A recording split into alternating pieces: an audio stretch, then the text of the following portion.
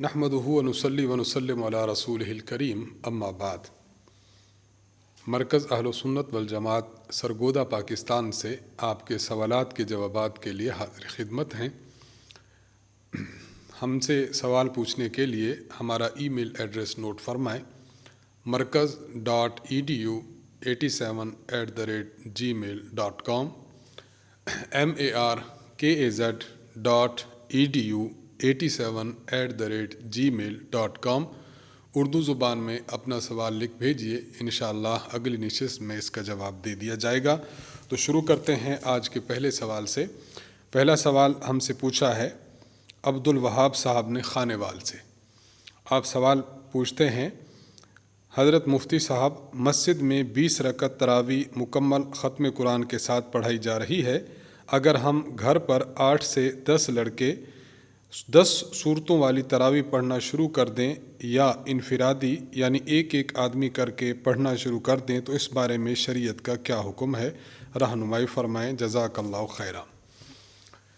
دیکھیے، جس طرح تراویح پڑھنا مسنون ہے، اسی طرح تراویح میں قرآن کریم کا ختم کرنا یہ بھی مسنون ہے۔ آپ نے 8-10 لڑکوں کے ساتھ اپنے گھر میں تراویح پڑھ لی ہے تو تراویح جو سنت موقدہ ہے اس کا اس کی ادائیگی تو آپ کی جانب سے شمار ہو جائے گی، لیکن دوسری سنت جو قرآن کریم کا ختم ہے وہ آپ سے ادا نہیں ہو پائے گی۔ اس لیے رمضان المبارک سال میں ایک بار آتا ہے اور رحمتوں اور برکتوں کا مہینہ ہے، اس لیے محض تھوڑی سی مشقت برداشت نہ کرنے کی خاطر اور سہولت پسندی کی خاطر تراویح پڑھنا اور 10-10 صورتوں کے ساتھ پڑھنا یہ درست نہیں ہے۔ آپ کو چاہیے کہ آپ مسجد ہی میں تراویح پڑھیں، اور اگر گھر میں تراویح پڑھتے ہیں کسی حافظ صاحب کے پیچھے تو پھر ایسے حافظ صاحب کے پیچھے پڑھیں جو پورا قرآن کریم تراویح میں ختم کرے۔ اس لیے ہمیں جہاں تراویح پڑھنی چاہیے وہاں اہتمام کرنا چاہیے کہ تراویح میں قرآن کریم کا ختم بھی ہو۔ اور آپ کا دوسرا سوال کہ گھر میں اگر انفرادی طور پر پڑھیں، دیکھیے تراویح جس طرح پڑھنا سنت ہے اس طرح تراویح کی جماعت بھی مسنون ہے۔ آپ صلی اللہ علیہ وسلم نے تراویح کی جماعت کرائی تھی، ترک اس لیے فرما دی کہ آپ فرماتے ہیں کہ میں نے تراویح کو اس لیے چھوڑا ہے، یعنی تراویح کی جماعت کو، تاکہ یہ تم پر فرض نہ ہو جائے۔ حضرت عمر بن خطاب رضی اللہ عنہ کے دور میں حضرت عمر بن خطاب رضی اللہ عنہ نے خود تراویح کے لیے جماعت کا اہتمام فرمایا اور پورا مہینہ جماعت کا اہتمام فرمایا۔ اس لیے تراویح سنت موقدہ ہے اور تراویح کی جماعت بھی مسنون ہے۔ اگر آپ انفرادی اپنی تراویح پڑھیں گے تو آپ کو سنت چھوڑنے کا گناہ ہوگا۔ اس لیے اہتمام کرنا چاہیے کہ تراویح 20 پڑھنی چاہیے، جماعت کے ساتھ پڑھنی چاہیے، اور کوشش کرنی چاہیے ایسی جماعت کے ساتھ پڑھیں جو پورا قرآن کریم تراویح میں ختم کرتی ہو۔ عبداللہ صاحب سعودی عرب سے آپ سوال کرتے ہیں: کیا خواتین رمضان المبارک میں ماہواری روکنے کے لیے دوائیوں کا استعمال کر سکتی ہے یا نہیں؟ شکریہ۔ اگر دوائی استعمال کرنے سے خاتون کی صحت خراب ہونے کا اندیشہ ہو، خطرہ ہو کہ اس کی صحت خراب ہو جائے گی یا اس کے ایام میں بے قاعدگی شروع ہو جائے گی تو پھر تو احتراز کرنا چاہیے دوائی سے۔ اس کے لیے اپنے ڈاکٹر سے کنسلٹ کرنا چاہیے۔ اگر ڈاکٹر صاحبہ اس بات کو تجویز کرتی ہیں کہ اگر کوئی خاتون دوائی کھا لے تو اس کی صحت کو نقصان نہیں پہنچے گا، تو اگر رمضان المبارک میں وہ ان دوائیوں کا استعمال کرے تاکہ اس کے مینسز رک جائیں تو اس کی گنجائش ہے، کر سکتی ہے، لیکن بہتر یہی ہے کہ کسی کے ساتھ مشورہ کر لیا جائے، ڈاکٹر جو تجویز کرے اس کے مطابق عمل کرنا چاہیے۔ جاوید علی صاحب امروہہ یوپی انڈیا سے آپ سوال کرتے ہیں: روزہ کی حالت میں ٹوتھ پیسٹ کرنے سے روزہ ٹوٹ جاتا ہے یا نہیں؟ روزہ کی حالت میں کوشش کریں کہ مسواک کا استعمال کریں۔ اگر مسواک کا استعمال نہیں کر سکتے تو ٹوتھ پیسٹ کا استعمال نہ کریں، اس لیے کہ ٹوتھ پیسٹ کا استعمال کرنا روزہ کی حالت میں یہ مکروہ ہے۔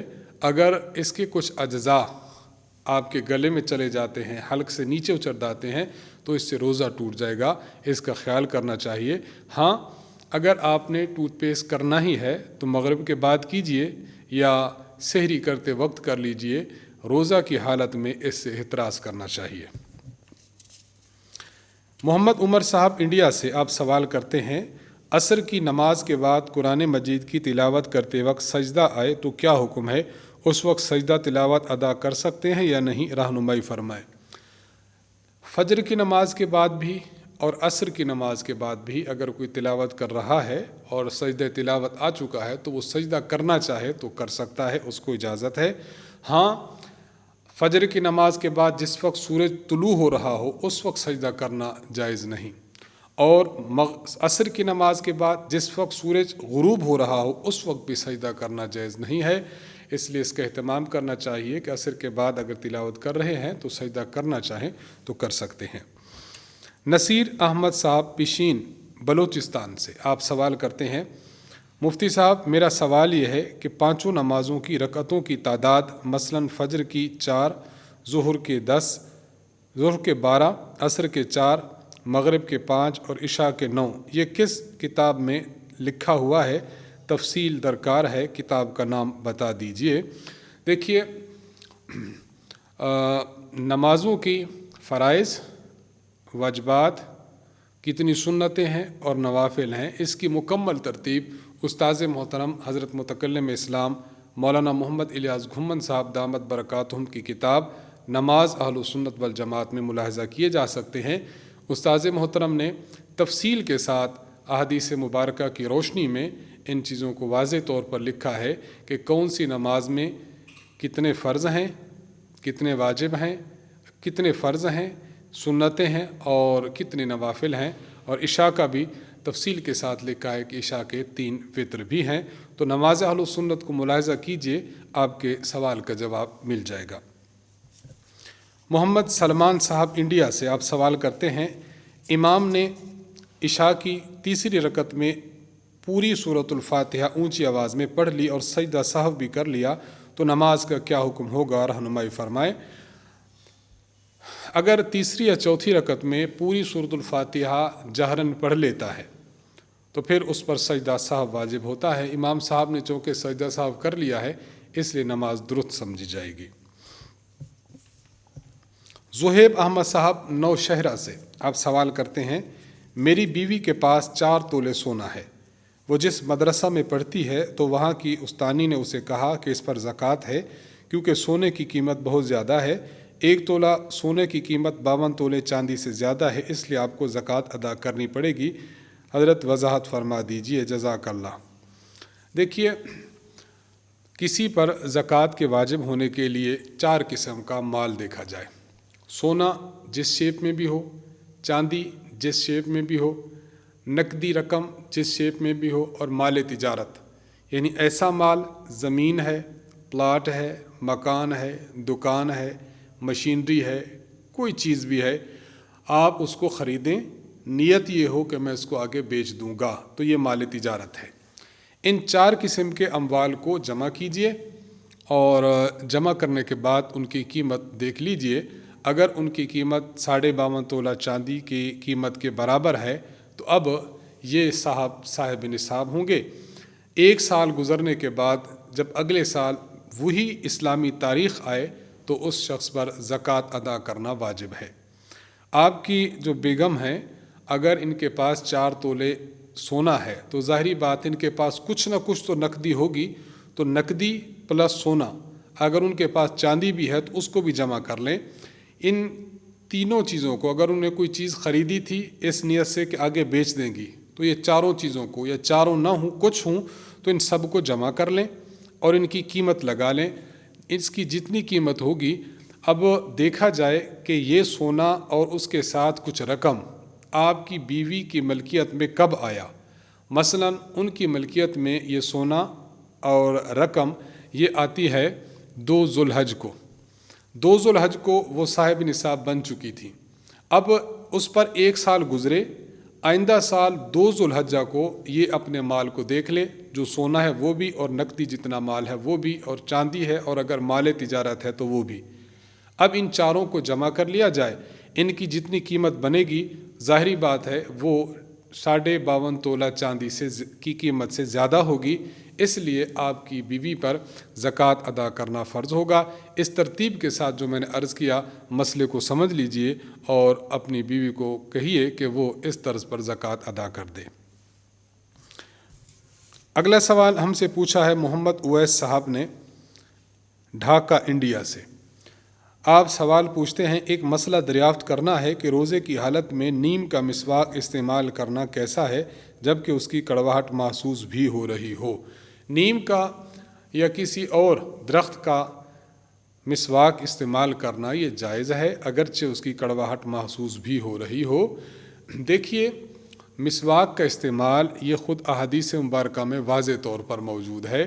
نبی علیہ الصلوۃ والسلام نے مسواک کے استعمال کی اجازت دی ہے اور ترغیب دی ہے کہ انسان مسواک کو استعمال کرے۔ روزہ کی حالت میں مسواک کا منع نہیں فرمایا گیا، جو اس بات کی دلیل ہے کہ روزہ میں بھی مسواک اگر استعمال کرنا چاہیں تو آپ کر سکتے ہیں، اس میں کوئی قباحت نہیں ہے، چاہے وہ تازہ ہو چاہے وہ پرانا ہو، جس طرح کا ہو اس میں سے اس کی کڑواہٹ محسوس ہوتی ہو محسوس نہ ہوتی ہو، جس طرح کا بھی مسواک ہو اس کو استعمال کرنے کی اجازت ہے۔ محمد اویس صاحب انڈیا سے آپ سوال کرتے ہیں روزے کی حالت میں کان کے اندر لکڑی وغیرہ داخل کر کے کان کو صاف کرنا کیسا ہے، کیا اس سے روزے پر کوئی فرق پڑتا ہے؟ جی نہیں، اس بات کو وضاحت کے ساتھ سمجھ لیجئے کہ روزے پر فرق اس وقت پڑتا ہے کہ جب انسان اپنے منہ کے راستے سے، ناک کے راستے سے یا مقعد کے راستے سے جسم میں کوئی چیز داخل کرتا ہے، اور کان کے ذریعے اگر کوئی کان میں لکڑی وغیرہ استعمال کرتا ہے میل وغیرہ نکالنے کے لیے، تو یہ ایسی بات نہیں ہے کہ اس کی وجہ سے روزہ ٹوٹ جائے۔ اگر آپ اس طرح کریں تو آپ کر سکتے ہیں، اجازت ہے۔ عبداللہ حسان صاحب انڈیا سے آپ سوال کرتے ہیں نماز تراویح میں اگر امام صاحب سجدہ تلاوت بھول جائیں اور بعد میں لوگ یاد دلائیں کہ سجدہ تلاوت رہ گیا، تو کیا لوگ نماز کے بعد فرداً سجدہ تلاوت کر سکتے ہیں یا نہیں؟ دیکھیے نماز ہو چکی ہے، نماز کے بعد سب بول پڑے ہیں اور امام صاحب کو بھی یاد دلا رہے ہیں، آپس میں بھی مذاکرہ ہے، تو سجدہ تلاوت کا وقت گزر چکا ہے، اب محض توبہ و استغفار کریں، اب اس کی قضا نہیں ہے۔ شبیر احمد صاحب لاہور سے آپ سوال کرتے ہیں روزہ کی حالت میں خون دینا کیسا ہے؟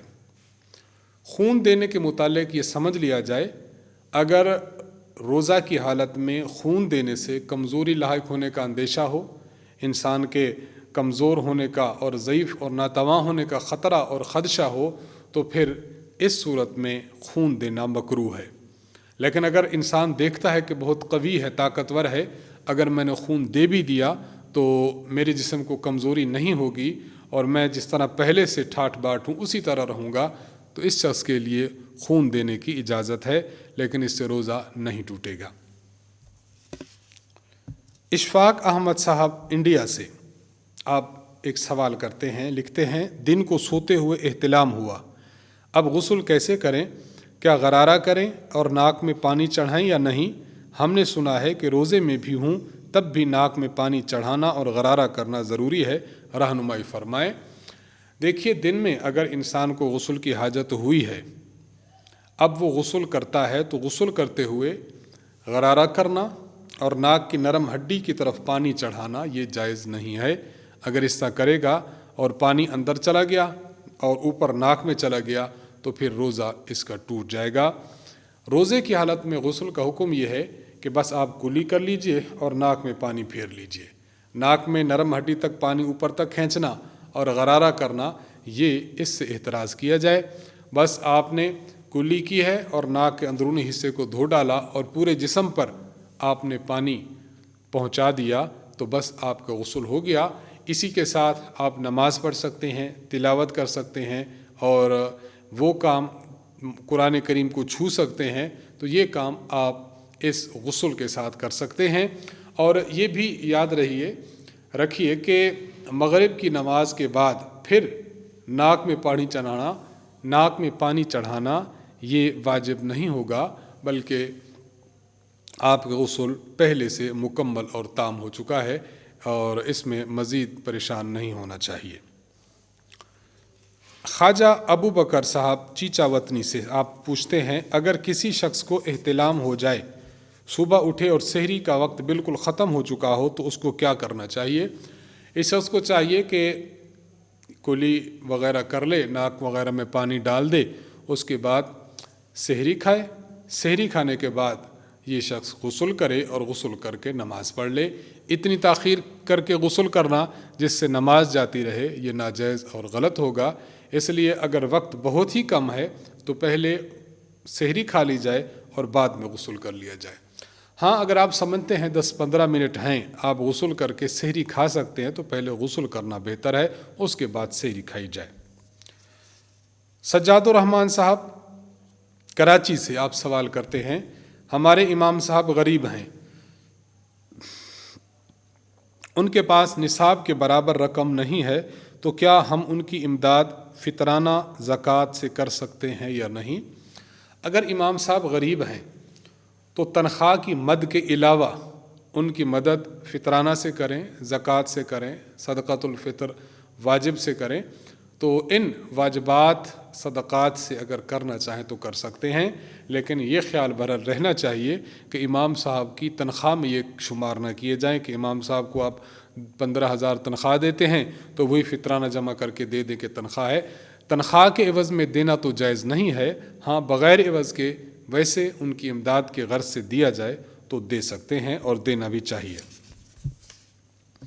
ज़ाहिरुद्दीन साहब पिशावर से आप सवाल करते हैं, फ़र्ज़ की तीसरी और चौथी रकत में अगर किसी ने सूरतुल फातिहा के बाद कोई और सूरत पढ़ ली तो क्या नमाज हो जाएगी? जी हाँ, नमाज हो जाएगी, लेकिन एहतियात करनी चाहिए कि फ़र्ज़ की पहली 2 रकतों में सूरतुल फातिहा भी है और सूरतुल फातिहा के बाद वाली सूरत भी है। फ़र्ज़ की दूसरी 2 रकतें हैं, उनमें सिर्फ़ सूरतुल फातिहा पढ़ें, बाद वाली सूरत ना पढ़ें।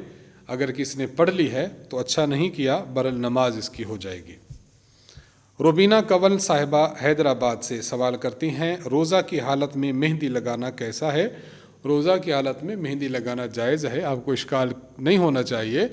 रोज़ा टूटता उस वक्त है जब कोई बंदा कोई चीज़ खाता पीता है, और मेहंदी लगाने में कोई ऐसी बात नहीं पाई जाती, इसलिए इश्काल आपका रफ़ा होना चाहिए। और मेहंदी अगर लगाना चाहें तो लगा सकते हैं, इसमें कोई कबाहत नहीं है। इन्हीं सवालात के जवाबात के साथ हम आपसे इजाज़त चाहते हैं। हमारा ईमेल एड्रेस दोबारा सुन लीजिए, markaz.edu87@gmail.com, markaz.edu87@gmail.com। इस ईमेल पर उर्दू ज़ुबान में सवाल लिख भेजिए, इंशाअल्लाह अगली नशिस्त में उसका जवाब दे दिया जाएगा। इजाज़त चाहते हैं। व आखिरु दावाना अनिल हम्दुलिल्लाहि रब्बिल आलमीन।